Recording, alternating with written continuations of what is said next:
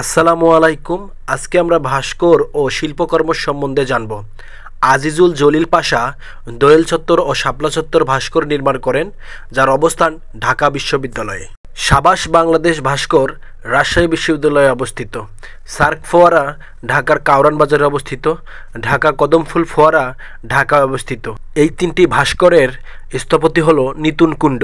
স্বোপার্জিত স্বাধীনতা ভাস্কর্যের অবস্থান টিএসসি সড়কদ্বীপ ঢাকা বিশ্ববিদ্যালয়। স্বাধীনতা সংগ্রাম ভাস্কর্যের অবস্থান ঢাকা বিশ্ববিদ্যালয়। এই দুটি ভাস্কর্যের স্থপতি শামীম শিকদার। জননী ও গর্বিত বর্ণমালা ভাস্কর্যের অবস্থান পরিবাগ ঢাকা। দুর্জয় ভাস্কর্যের অবস্থান রাজারবাগ পুলিশ লাইন ঢাকা। রাজশিক ভাস্কর্যের অবস্থান হোটেল ইন্টারকন্টিনেন্টাল ঢাকা।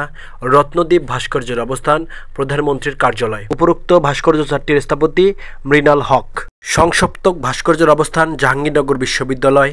স্মৃতির মিনার ভাস্কর্যের অবস্থান জাতীয় বিশ্ববিদ্যালয়।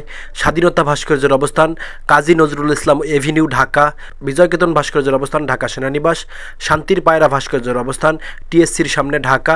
পাখি পরিবার ভাস্কর্যের অবস্থান বঙ্গভবনের সামনে। উপরোক্ত ছয়টি ভাস্কর্যের স্থপতি হামিদুজ্জামান খান। প্রথম স্বাধীনতা ভিত্তিক ভাস্কর্যের নাম কি এবং সেটির স্থপতিকে জানেন কি?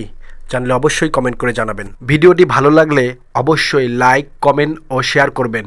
আর এখনই সাবস্ক্রাইব করে পাশে থাকা বেল আইকনটি চাপ দিন, যাতে পরবর্তী ভিডিওর আপডেট আপনারা সবার আগে পান। পুরো ভিডিওটি মনোযোগ দিয়ে দেখার জন্য আপনাকে আন্তরিক ধন্যবাদ। ইনশাল্লাহ আবার দেখা হবে নতুন কোনো ভিডিওতে।